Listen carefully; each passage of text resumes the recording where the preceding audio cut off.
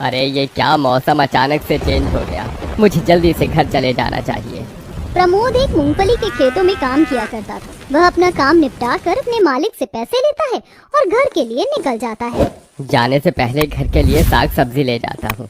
प्रमोद घर जाने से पहले थोड़ी सी सब्जियां ले लेता है, जिसके बाद वह घर पहुंचता है जहां उसकी पत्नी विनीता और उसकी दोनों बेटियां उसका इंतजार कर रही होती हैं। पिताजी आप आ गए, मैं आपका ही इंतजार कर रही थी। आज आप सब्जी बनाने के लिए क्या लेकर आए हो? सोनम ऐसा कहने के बाद अपने पिता के हाथों से सब्जियों की थैली ले लेती है। अरे वाह, इसमें तो आलू बैंगन है, चलिए मैं बना देती हूँ जल्दी से। सोनम और शगुन दोनों बहनें मिलकर खाना बना लेती हैं। तो इधर विनीता की तबीयत बहुत ज्यादा खराब रहती है। बस तुम्हारी दवाई लाने के लिए मेरे पास पैसे नहीं बचे विनीता, अब मैं क्या करूँ?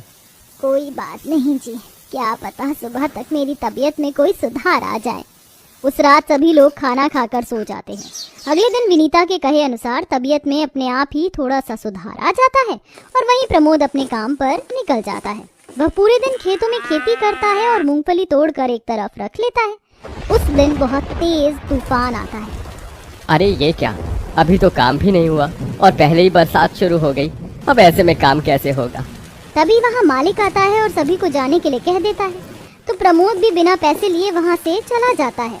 बारिश इतनी तेज थी कि फूंक फूंक कर कदम रखने पड़ रहे थे। तभी अचानक से तेज बारिश की वजह से बांध टूट जाती है और गांव में बहुत तेज बाढ़ आ जाती है। चारों तरफ पानी ही पानी हो जाता है। सभी लोग डूब रहे होते हैं, जिसमें कि प्रमोद भी पानी में डूब रहा होता है।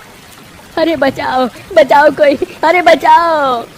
इस दुर्घटना के दौरान उसकी मृत्यु हो जाती है। तो वहीं विनीता अपनी दोनों बेटियों के साथ अपने घर की छत पर पहुंच जाती है, जहां वह मदद की पुकार लगाती रहती है। कुछ लोग नाव में आते हैं और उन्हें छत से उतार कर ले जाते हैं। उस दुर्घटना के बाद विनीता और उसकी दोनों बेटियों को प्रमोद का कुछ अता पता ही नहीं लग पाता। जैसे ही बाढ़ का पानी कम होता है, उनके ऊपर भुखमरी छा जाती है। ना तो हमारा घर बचा है और ना ही पिताजी का कोई अता पता है। माँ बहुत जोरों से भी भूख लगी है, हम लोग क्या करें? मेरी प्यारी बेटियों, परेशान होने की कोई जरूरत नहीं है। बुरा वक्त हर किसी पर आता है।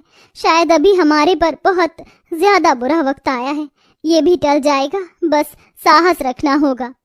विनीता अपनी दोनों बेटियों को हौसला देती है। माँ बेटियां मिलकर लकड़ी और घास से अपने लिए घर बनाती हैं। तभी उन्हें वहां पर एक बहुत ज्यादा काली कढ़ाई मिलती है। खाना बनाने के लिए मेरे पास बर्तन नहीं है, इसी कढ़ाई को साफ करके मैं खाना बना लूंगी।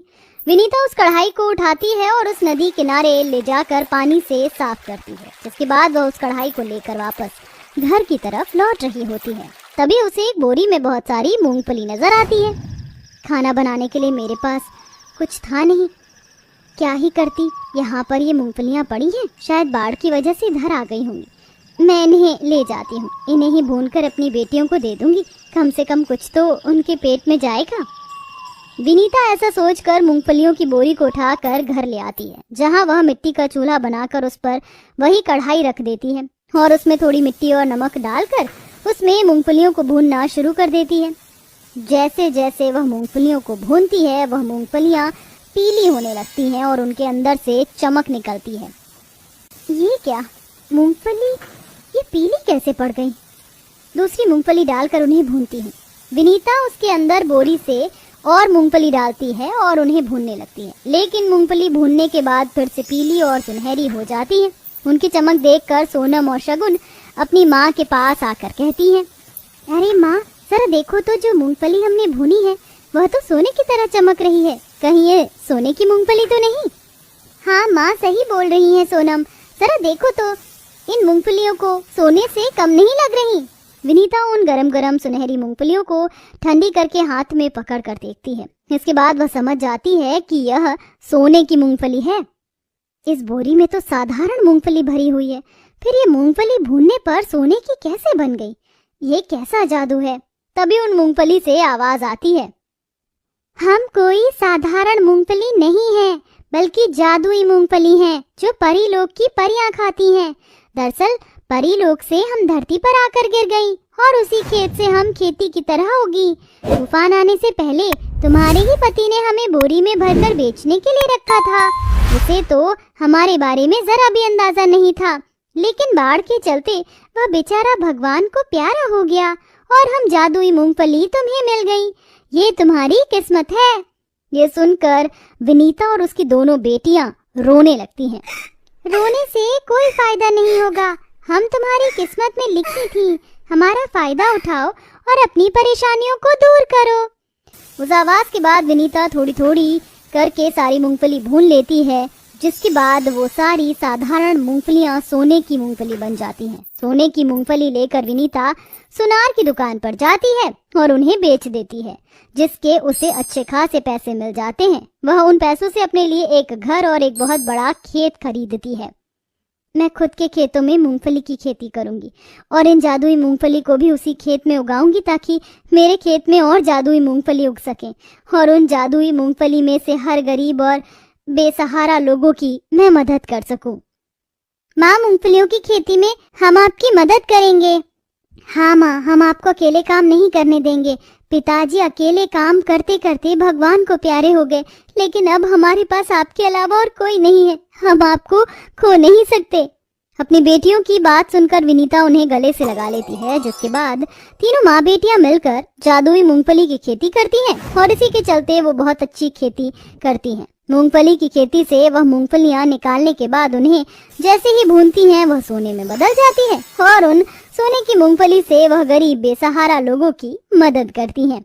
जिनके सर पर छत नहीं होती उन्हें घर दिलाती हैं, जिनके घर में खाने की दिक्कत होती है उन्हें राशन बांटती हैं। इसी के चलते एक बूढ़ी औरत मदद मांगने उनके घर पर आती है। कोई है तो मेरी मदद करो। भूखी प्यासी यहाँ से वहाँ घूम रही हूँ, कोई मेरी मदद करो। तभी विनीता अपने घर से बाहर आती है। क्या हुआ माँ जी, सब कुछ ठीक तो है ना?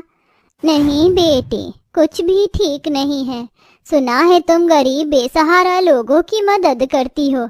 मेरा एक बेटा है, उसे खून का रिश्ता तो नहीं, लेकिन उस बाढ़ के बाद उसने मेरी मदद की, लेकिन अब वो खुद बीमार है। मुझे समझ नहीं आ रहा उसे अस्पताल कैसे लेकर जाऊं। मेरे पास पैसे भी नहीं हैं। सुनीता उस बूढ़ी औरत की मदद करने उसके घर पहुंच जाती है, जहां वह उसके बेटे को देखती है। वो और कोई नहीं बल्कि प्रमोद ही होता है। अपनी आंखों के सामने अपने बीमार पति को देखकर सुनीता के पैरों तले जमीन खिसक जाती है। ये क्या, मेरे पति जिंदा है? मुझे पता भी नहीं था।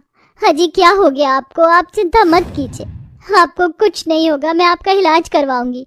सुनीता अपने पति प्रमोद को इस समय एम्बुलेंस बुलाकर अस्पताल ले जाती है, जहां पर उसके पति का इलाज होता है।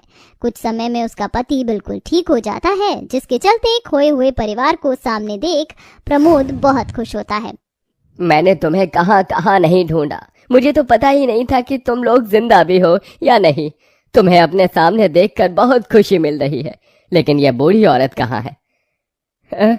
उस बेचारी बूढ़ी औरत का इस दुनिया में कोई नहीं, उसने मेरी बहुत मदद की। तभी वह बूढ़ी औरत भी वहां आ जाती है, जिसके बाद सुनीता अपने पति के ठीक होते ही उसे और उस बूढ़ी औरत को अपने साथ अपने घर ले जाती है, जहां वह अपने पति को जादुई मूंगफलियों के बारे में बताती है। जिसके बाद प्रमोद भी जादुई मूंगफलियों की खेती में विनीता की मदद करता है और खूब पैसा कमाता है।